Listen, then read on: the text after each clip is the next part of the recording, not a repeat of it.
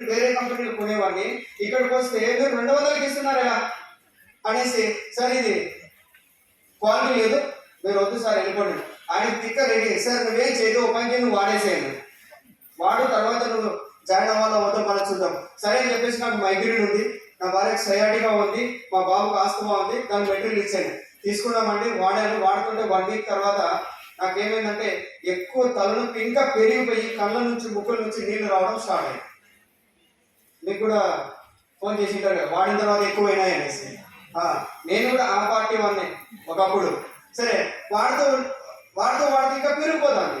వెంటనే ఫోన్ చేశాను, సార్ ఏమైంది, తొందరగా మా ఇంటికి రండి. ఏమైంది, నాకేమో అయ్యేటట్లుంది, కళ్ళ నుంచి ముక్కుల నుంచి నీళ్ళు వస్తున్నాయి, నువ్వు తొందరగా. ఆయన భయపడిపోయి ఏం చేసినాడంటే వాళ్ళ అప్లైని కూడా తీసుకొని వచ్చి, ఎందుకంటే వీడు పిచ్చోడు కొట్టమని కొడతాడు. వచ్చిన తర్వాత వాళ్ళ అప్లైను నేను కూర్చోబెట్టేసి 2 విషయాలు చెప్పాడు. ఆ 2 విషయాలు ఈ రోజు కాదండి, ఇంకా 100 ఏళ్ళ తర్వాత కూడా నా విషయాలు నాకు చెవులో ఉన్నాడు. ఈ 2 విషయాలు మీరు గుర్తుపెట్టుకుంటే యువర్ 5% వేసారు. ఈ 2 విషయాలు మీరు గుర్తుపెట్టుకుంటే ఏ ట్రైనింగ్ అవసరం లేదు సార్, మీకు ఏ వన్ డే వర్క్షాప్ అవసరం లేదు సార్, ఏ అప్లైన్ అవసరం లేదు సార్, మీరే మిలియనర్ అవుతారు. చెప్పంటారా? వేసాను వేసాను వేసాను. ఎస్, అది నెంబర్ 1 వచ్చేసి వలీ సార్. వెస్టీల్ ఉన్న టాబ్లెట్స్ పెయిన్ కిల్లర్స్ కాదు. ఏం సార్? వెస్టీల్ ఉన్న టాబ్లెట్స్ పెయిన్ కిల్లర్స్ కాదు. నేను ఎందుకు తీసుకెళ్ళి డస్ట్బిన్ లో పడేయండి సార్. ఏం సార్ వినండి సార్. రెండో విషయం అంటే ఏం చెప్తావు సార్, పెయిన్ కిల్లర్ కాదన్నాం సార్. రెండోది వినండి. సరే నీకు ఏలుకు గాయమైంది, ఇక్కడ గాయమైంది కదా, నొప్పి మొత్తం చేతికి వస్తుందా? Yes sir. Yes sir. బయట నువ్వు తీసుకుంటేది నొప్పిని తగ్గిస్తాయి, కానీ వెస్టీల్ టాబ్లెట్ గాయమే మానిపేస్తాయి. వెస్టీల్ టాబ్లెట్ గాయమే మానిపేస్తాయి. మరి ముక్కు నుంచి కళ్ళ నుంచి నీళ్ళు ఏంటి సార్? అయ్యా బాబు, నువ్వు పెయింటింగ్ చేసినప్పుడు కెమికల్ అంతా బ్రెయిన్ లోకి పోయితే అదంతా తీసేస్తుంది. తీసేస్తుంది.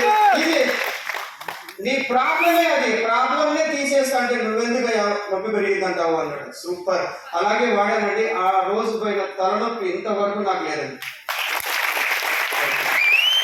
సార్ బాగా ఆలోచించండి. ఎవరైనా మీ దగ్గరికి వస్తే అబ్బా మోకాలు నొప్పులు పెరిగిపోయినాయి, ఒళ్ళు నొప్పులు పెరిగిపోయినాయి అంటే కంగ్రాచులేషన్ చెప్పండి, అంతే కదా. వాళ్ళ పైకి కిందికి ఈడెక్కడ పిచ్చోడా ఎక్కడి నుంచి దిగొచ్చినాడు అంటే ఏదో నొప్పులు పెరిగితే కంగ్రాచులేషన్ చెప్తామంటే అప్పుడు చెప్పాలి.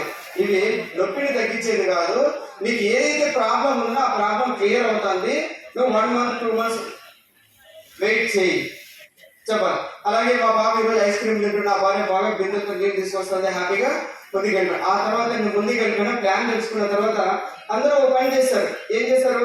వెంటనే ఈ మీటింగ్ వచ్చిన వాళ్ళు కూడా ఏం చేస్తారంటే బాగా బెలూన్లో ఉబ్బిపోతారు. అవునా? బెలూన్లో ఉబ్బిపోయి వెళ్ళిపోయి ఇంటి దగ్గరికి వెళ్ళి ఈ రోజు కారు కొట్టాలి, రేపు కారు కొట్టాలని. నేను కూడా అలాగే చేశాను. ఎలా చేయాలి, ఎవరిని కలవాలా, ఎలా అని చూస్తూ ఉంటే నాకు ఒక అతను గుర్తుకు వచ్చాడు. పెయింటింగ్ చేసేటప్పుడు ఒక కాంట్రాక్ట్ ఉండేవాడు.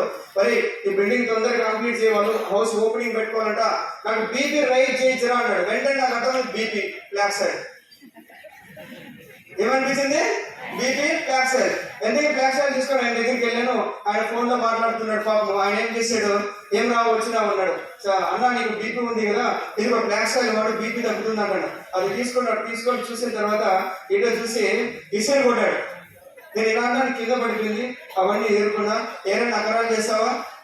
బజార్లో ఎక్కడో చూస్తే అక్కడ పేస్ట్ సోపులు పట్టుకొని తిరుగుతున్నావంటే ఈసారి కనపడ్డావంటే అక్కడే నరికి పడేస్తాను అంటే రాజశేఖర్ బాస్ ఇలాగే ఉంటుంది, వాళ్ళేం నరకర్లేదు, అలాగే మాట్లాడతారు.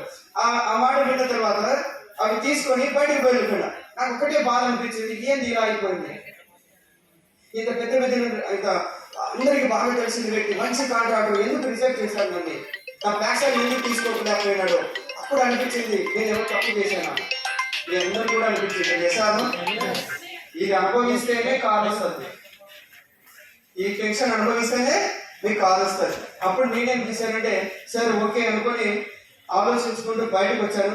బయటకు వస్తే నాకు ఒక బైక్ ఉందండి, ఇది ఈ బైక్ తీసుకుంటా స్టార్ట్ చేశాను. స్టార్ట్ చేసిన తర్వాత అక్కడ పక్కన సైడ్ లో బ్యాగ్ లో వచ్చేసి నేను కొన్ని మిక్చర్ ప్యాకెట్లు తీసుకోవాలా, ఎందుకంటే మా దగ్గర ఒకడు గేట్ మ్యాన్ ఉంటాడు, వానికి ఆ మిక్చర్ ఇస్తే కానీ లోపలికి రాని, వాడెవడో కాదు నా చిన్న కొడుకు, వానికి ఏదైనా గిఫ్ట్ కదా.